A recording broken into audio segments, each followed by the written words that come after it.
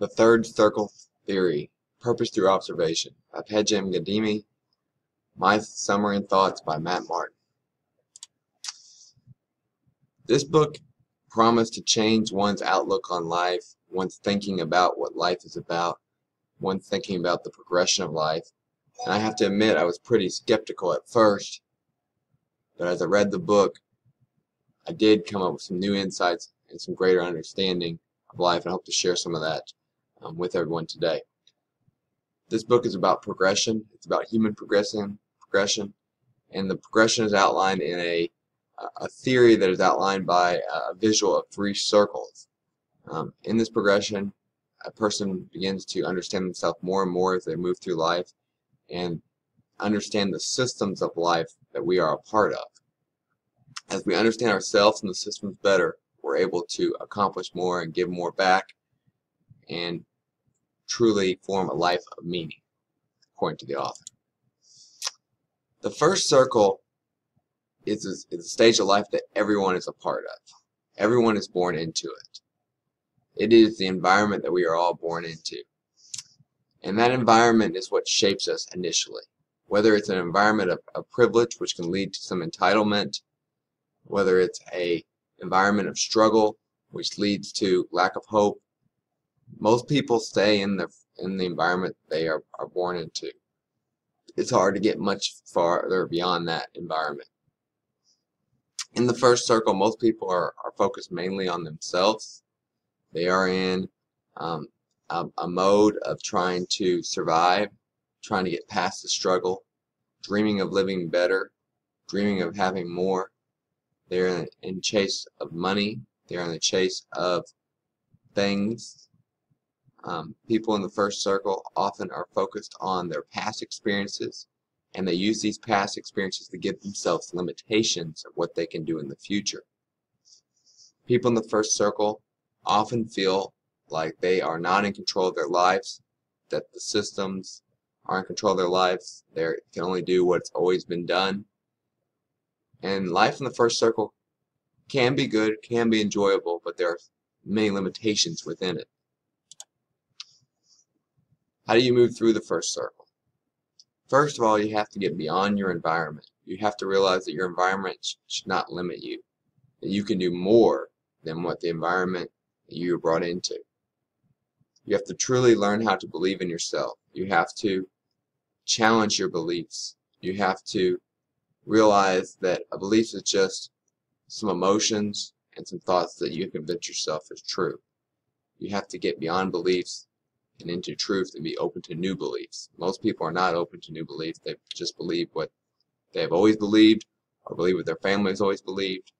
And in the first circle, to get beyond that, you have to have more of an open mind than that. You have to realize that there are choices in life and that you can make choices to change your life, to move beyond the first circle.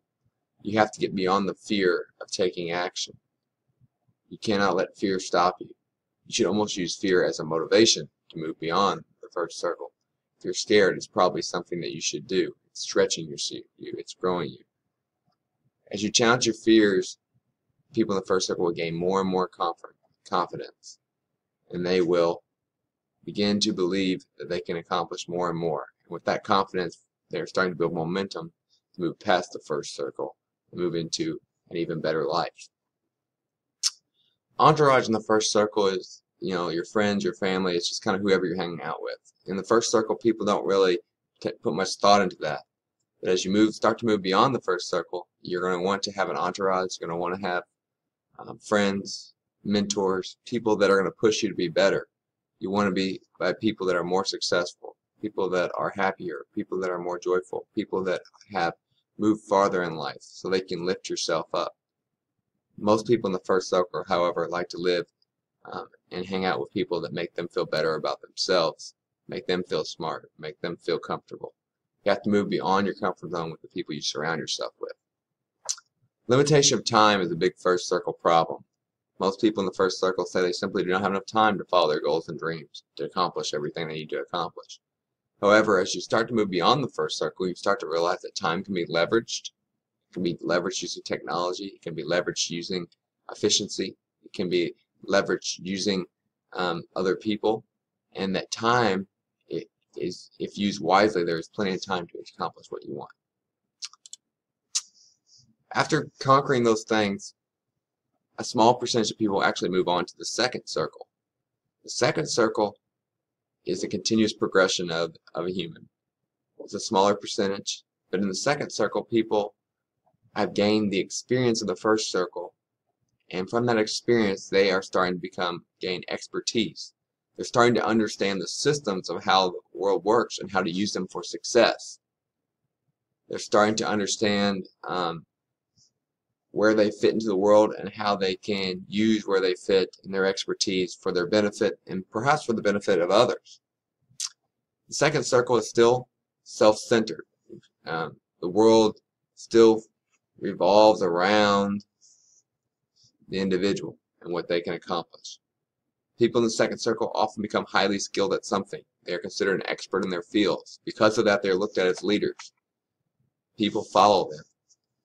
Often they fall into the trap of manipulation, manipulating people who follow them for their own well-being, for their own gratification, for their own greed.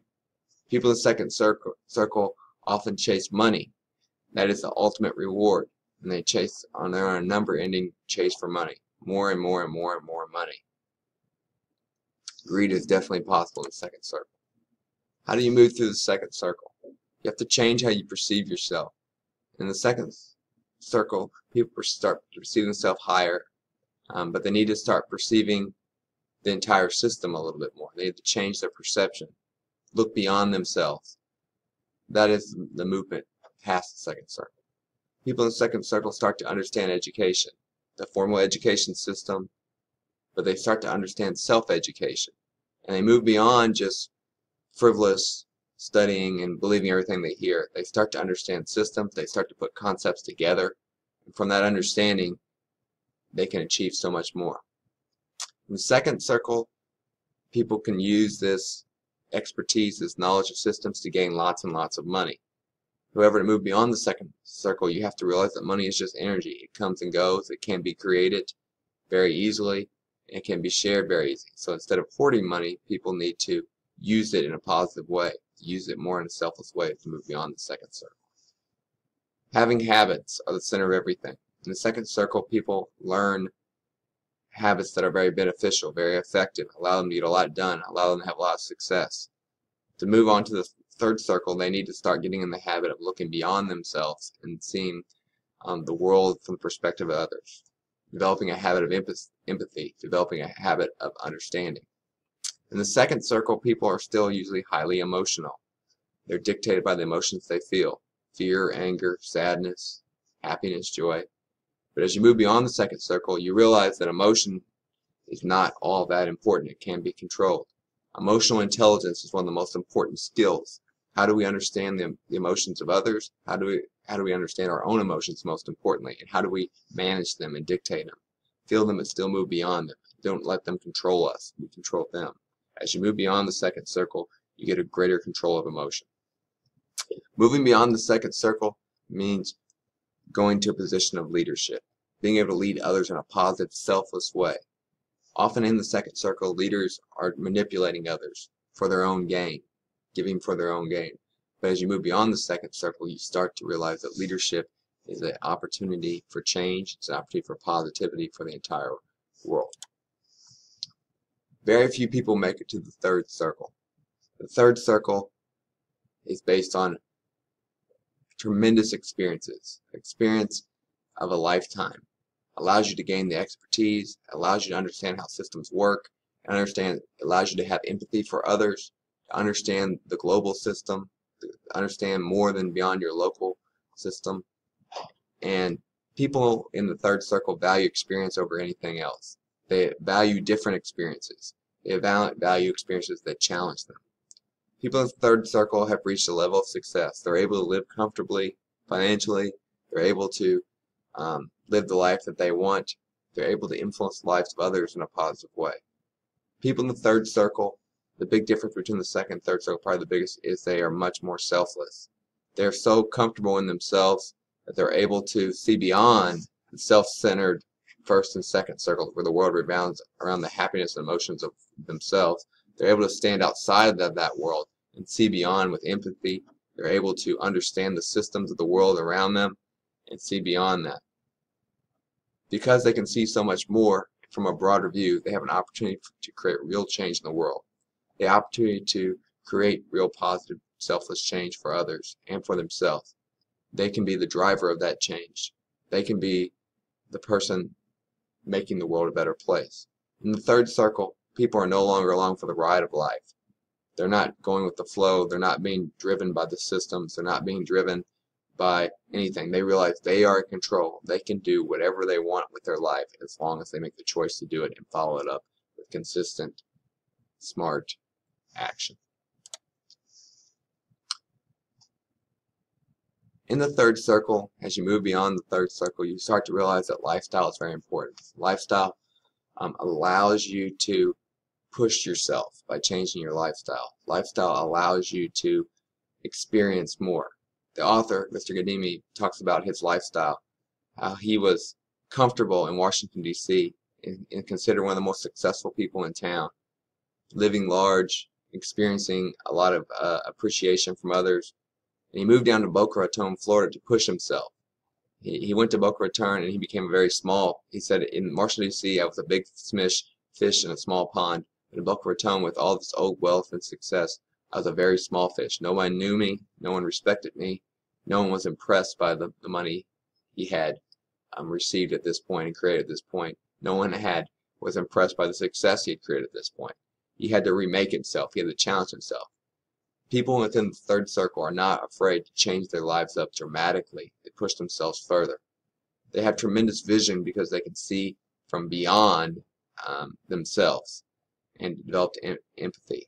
At this point, people in the third circle focus on, because they've had all the success, they've had all the personal experiences that they need, they focus on a vision or a goal for a broader group of people. How can they give back truly without receiving anything in return? That is what the people of the third circle are working at. They're trying to create a lasting impact in some way.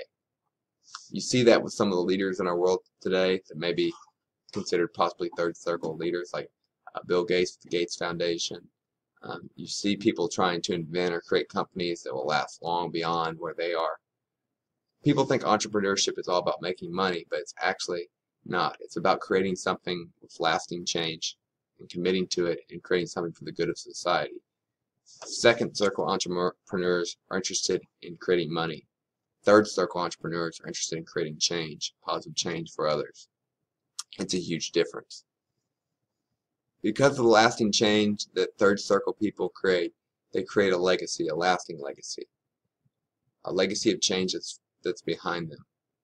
And because of that, they're able to create powerful changes in the world. Maybe here are some examples I could think of people from history that were third circle people. But don't be limited to huge and positive people or famous people. There's third circle people all around us, living quiet lives, giving back quietly, selflessly, understanding themselves, understanding the systems and how to work within them. You do not have to be hugely famous to be in the third circle. You do not have to be incredibly, ridiculously wealthy. But you do have to understand that selfless giving is the way, and understand that you can give back more and more to society over time. My final thoughts. I thought it was a mind-expanding book. The author has created a website, secretentourage.com, right, for mentorship, and I do think that you really can progress more through experience. You can progress more from looking outside yourself and understanding how systems work and understanding yourself. So I do agree with a lot of the ideas in this book. And I think as we push ourselves beyond where we're at, we can push through life and continue to progress, because life is about progression. Life is about moving forward. Life is about creating a lasting success and seeing what we can contribute to this world to make it a better place.